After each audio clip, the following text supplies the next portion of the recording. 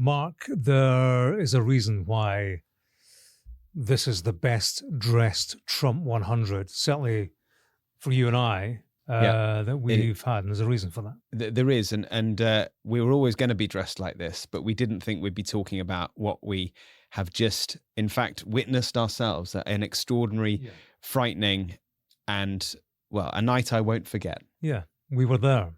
And I walked there. I was with Michael Blair, bureau chief. You'd gone earlier with Eleanor Daly, producer David Blevins. And I think back, Mark, to actually the walk up to the Hilton Hotel. Outside that hotel, that's, of course, where Ronald Reagan was shot, subject of an assassination attempt in 1981. I'm James Matthews, and I'm in the Trump 100 studio at 2:30 in the morning. Yeah, and it's the same time right next to you. I am Mark Stone. I'm here as well. It's been a long, long day. Another apparent assassination attempt on President Trump at the White House Correspondents' dinner. Or was it a mass shooting attempt? We just don't know at this early stage. What we do know is it was a night that was pretty frightening and a night we won't forget. We will tell you what happened. We'll tell you how it played out for us. We were at the same table, Mark, and we hid under the same table. Mark, the White House Correspondents Association dinner, it's probably the event of the year in Washington. The president's there. The White House Correspondents Association, this body that represents journalists in the Capitol and defends the rights of journalists. It's a big affair, big speeches, live TV coverage. Yeah. We were both there last night. My journey towards the Hilton Hotel started around 8 o'clock. You were there a bit earlier? I was there at 6, just after 6, which is when the doors open. The Washington Hilton is a pretty ugly building, isn't it, in northwest DC, Kalorama. And it is the venue, and has been for many years, of the White House Correspondents' dinner. People often think that the White House Correspondents' dinner happens at the White House. It doesn't.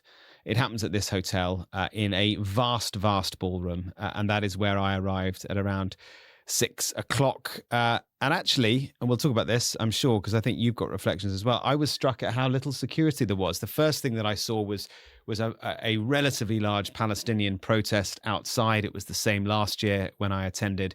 I went past them in the rain. Someone said, "Have you got your ticket?" I just got my ticket out. I said, there it is. That's literally all I did, held it up, and I was in. And it wasn't until I got down 2 flights of stairs that I went through a metal detector. Yeah, likewise. I was walking to the venue with Michael Blair, our bureau chief, and we remarked to each other, where is the security? You get there, as you say. The first check on the ticket was at the door of the hotel. And then, of course, you walk into this venue and it's mobbed. It's absolutely packed. You can barely move. In fact, we found ourselves in the Fox News party. And it literally was. It's very you, James. Well, it's very not me, actually, which is why we turned 180 degrees and left. But, this venue happens to be the place in 1981 where Ronald Reagan was shot, the target of an assassination attempt. And as you say, you go in, mobbed in reception, you go down 2 floors, and that's when you get to these, what they call them, magnetometers, that kind of airport-style security arch that you have to go through and surrender your metals and so on. And that is where this individual ultimately was stopped. But he was stopped very close to where we were in the ballroom. And let's go into the ballroom, Mark, because we both arrived. I turned up, you were there. We sat at the same table, number 149. And it started as it normally does. Everyone's gathered, sits down. President comes in, we stand up for the national anthem. There's a real sense of place in there, isn't there? It's a real moment, the national anthem. I think it's the band of the Marines, and everyone stands up and there's applause. Yeah, there's a moment of unity as well. I mean, there's plenty of people in that room probably loathe Donald Trump. I'm sure plenty of them love him, but in that moment, this is like, he's not Donald Trump, he's the president. Yeah. But it was edgy, didn't you think it was? I mean, this was Trump. He was coming, and all the chat was about who would say what. This president who has put pressure on press freedoms, the First Amendment. There was much talk about what he would say to us and what we would say to him. So that was shaping up as the news story of the night. Yeah. But that changed, I think, just about when we'd finished our starters. Yeah, with what we thought. Well, I don't know what you thought. We haven't discussed this. We've been running around since then, so I don't know what you thought. But I thought in that initial moment, I heard a noise, a commotion, and what sounded like popping or banging. And I thought, because the tables are so tightly packed, aren't they? There's 2,500 people in this room. And I was watching a few moments earlier, one of the waiters with a tray trying to get through everyone. So I remember thinking, has someone dropped a tray? And in fact, later on, the president had the same thought. But then very quickly it became clear. I heard pop, pop, pop, pop, pop. I was like, this is gunfire. Yeah. And I looked around, we were all instinctively on the ground. Yeah. For me, it wasn't quite the snap, the snap that it would have been had it been in the actual room where we were. Yeah. It was more sort of contained, like it was actually. A bit of an echo. Somewhere else. Yeah. But there was certainly, that repetitive kind of gunfire sound, as you say. For me, what told me something was up was when I looked left, and we were like 40 yards from the top table, Donald Trump. Yeah. I looked left towards the back door, and I just saw Secret Service sprinting down this central aisle towards the stage. I actually thought they were chasing somebody at that time. Yeah, I thought the same. And because we were all down, I got down on the floor, and we were all filming, and I sort of raised my phone up so I could film above where I was sort of cowering, and I could see that everyone was down, pretty much everyone, except a few people who were running through the tables, and they were the Secret Service. And you're right, were they looking for a gunman?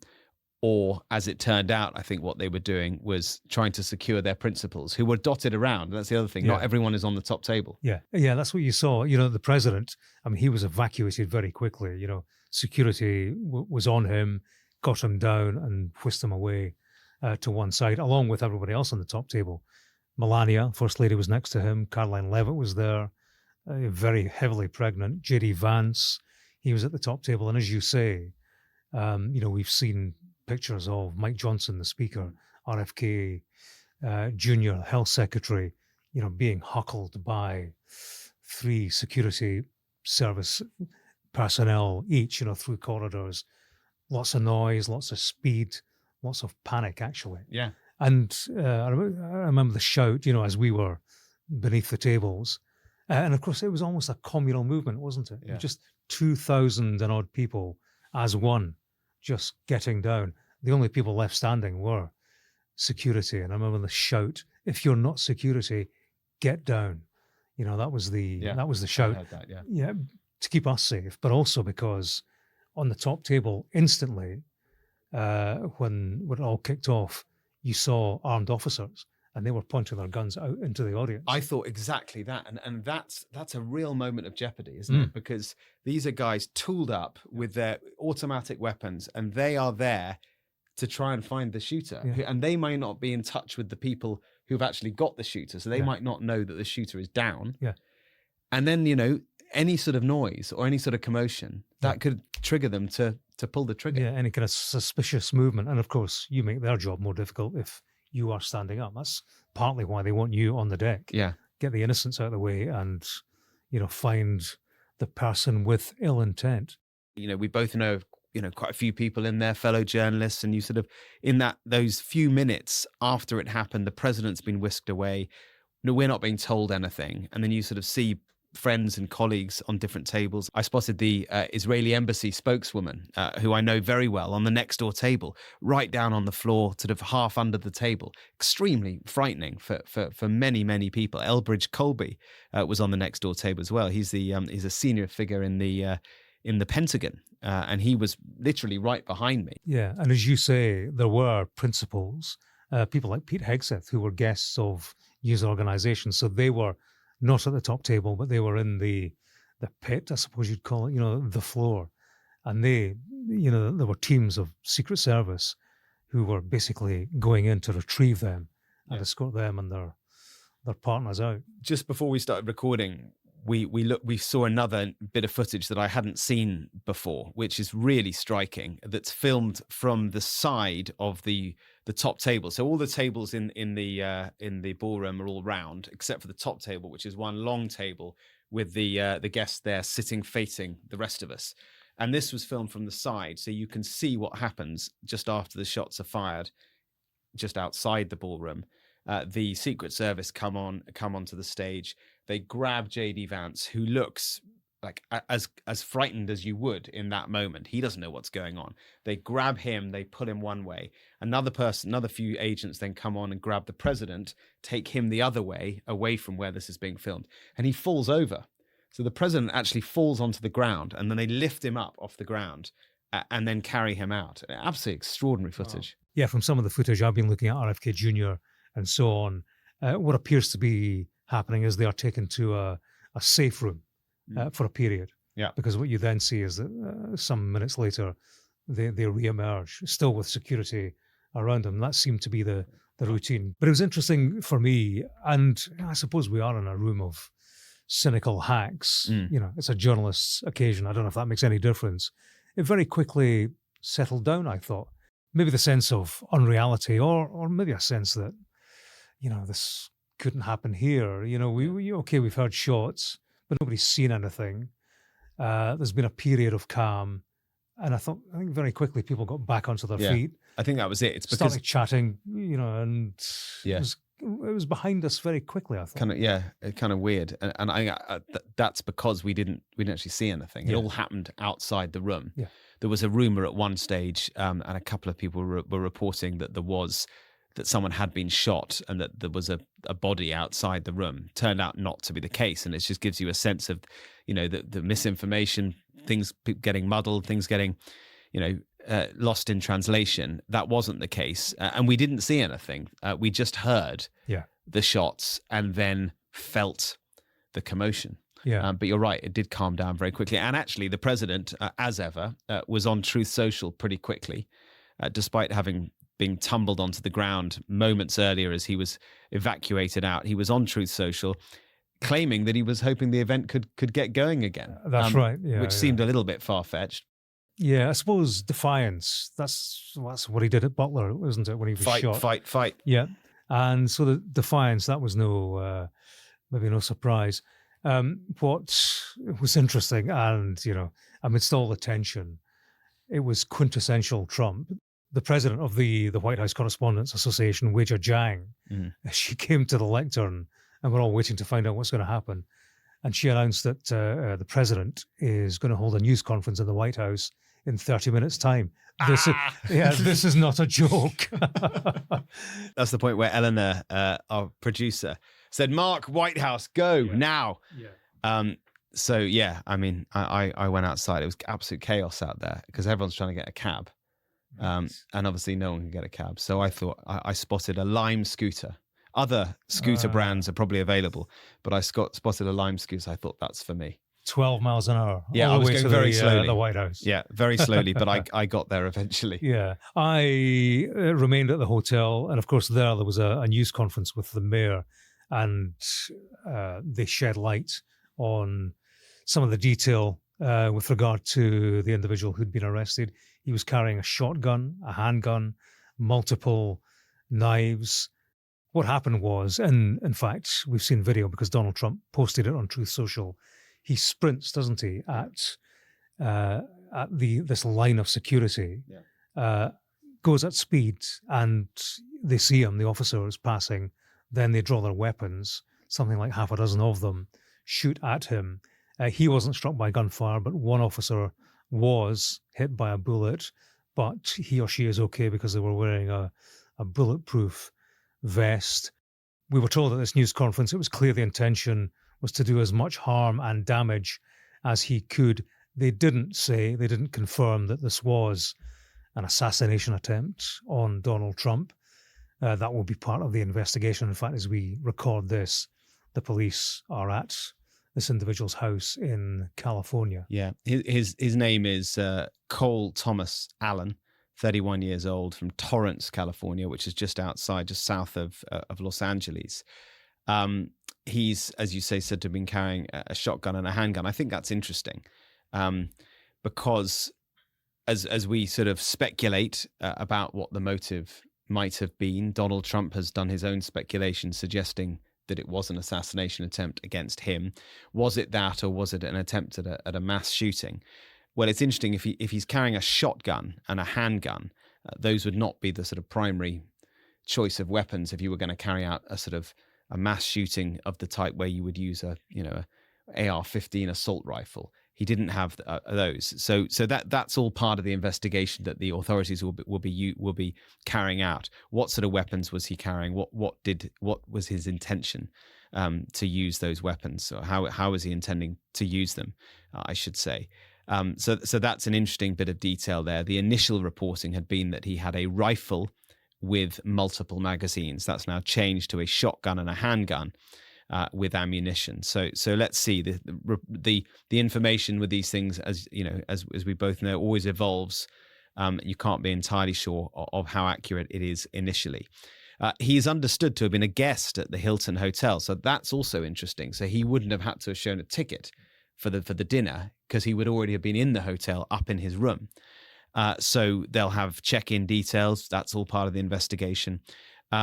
But he would still have had to have gone through that security, which was down in the basement, and that, as we now know, as you were describing, is the point where he was tackled. Yeah, a chilling thought, actually. He was a guest in the hotel, so he was in that building, when we were in there. Yeah. And sure, the president's there, but when you think of who else was in that building, many high-profile people, not just journalists, but, officials, the great and the good, lobbyists, people of considerable influence in this town. And celebrities as well. Yeah, well, Nicki Minaj was there. Yeah. So the potential for catastrophe clearly was huge. And, clearly questions have to be asked about security. I mean, this place is traditionally the venue, as you say, for the Correspondents' dinner. So quite how you button down security, who knows? Donald Trump certainly has his own ideas. In fact, at his news conference, he spoke about his reservations. Talk of quintessential Trump, though. This was mad, wasn't it? He managed to weave in the ballroom. Yeah. It was an advert for his new ballroom and the security measures within that. I mean, speaking of the news conference, though, Mark, and you were at the White House, it was all, well, I think the tone was appropriate given what had happened, but interesting. There was the dynamic had completely shifted, hadn't it? There was a rapport between Donald Trump and, I think, all journalists present. I mean, journalists with whom he's had harsh words, journalists he has insulted. Yeah. Caitlin Collins of CNN, I think he said to her, "Thank you, Caitlin," after one of her questions. So there was warmth, appropriate on a night like this. Yeah, but it could quite easily been the case that he'd go in a totally different direction. I mean, remember it's a completely different situation, but remember his reaction after that plane crash in DC. He gave a news conference and he sort of laid into, or blamed this, that, and the other. There was a scenario where here he could have, really gone at the radical left. This is a radical left lunatic who's tried to do this. He didn't do any of that this time. I thought that was interesting. Yeah, he called in that news conference for Americans to recommit to resolving differences peacefully. So certainly striking a different tone from what we've heard in the recent past. I ask that all Americans recommit with their hearts and resolving our difference peacefully, he said. We have to resolve our differences. So this is Donald Trump, the politician, I think, actually. Similar to what we heard after the Butler County assassination attempt. I mean, that boosted him in the polls, clearly. And I don't know, I'm not sure it's a surprise that on this occasion, given what's happened, that he is once again striking that tone of coming together. There's a political advantage in that. I can see that. But it lasted all of 5 minutes after Butler, didn't it? Before he turned back to the divisive Donald Trump that many people see. Yeah, in fact, we were there, weren't we, at the Republican National Convention when he appeared with the bandage on his ear. Yeah, the new Donald. And that was all the speculation at the time. It's going to be a different Donald now. It's like, he's had this near-death experience. It'll be all different. Yeah. It wasn't. It was the same old Donald Trump. For the first half of his speech, it was. Yeah, and then it's like, wow. And then the second half, that was it. Yeah. But yeah, there is no question though that at this news conference that took place just 2 hours after the shooting that we had all been part of, and he'd been bundled out, fallen over, was at the podium in the White House with a speech that felt to be, inclusive and reflective of a collective moment of some terror. Yeah, this was a terrible, terrifying event. I mean, the big showpiece occasion, shocking for all of us who were concerned, certainly for a president who's twice been the target of assassination attempts.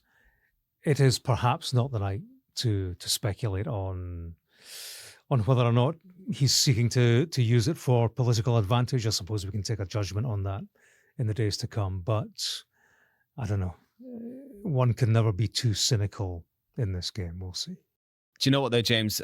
On a slightly lighter note, I do wonder what on earth they did with all the meals that they cooked. 2.5. We were due to be eating surf and turf, according to the menu. Oh, is that right? So they had made steak and prawns, shrimps as they call them here, for 2,500 people. Wow. Spare a thought for the head chef and his team at the Washington Hilton. It was going to be lukewarm, wasn't it? Well, I do feel cruelly robbed, though, because I'm allergic to nuts. And, of course, all we got was a starter, which was, what was that, cheese with nuts sprinkled all over it. Oh, was it? Yeah. So you were like this way back. So you didn't eat anything, James? Well, I was kind of poking through it to try and get the cheesy bits and avoid killing myself, actually. Oh, dear. There we go. But yeah, quite a night, Mark. What are you... We'll be doing it again within 30 days if Trump's right, because he has pledged that the dinner will happen, and it will happen within 30 days. Yeah. So stay tuned because lucky listeners and viewers, you will get me and James in our tuxes again if the dinner happens within 30 days. Yeah, a couple of snooker referees. Yeah.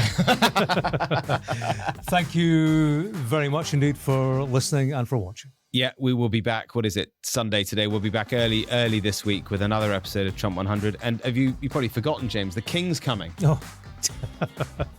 Life comes at you fast in this time, doesn't it? It really does. King Charles, Queen Camilla, they will be here landing. I think it's sometime on Monday afternoon. So James, me, David, and our royal correspondent, Laura Bundock, will be all over every bit of that. Well, I'm going to extend the hire on this tuxedo.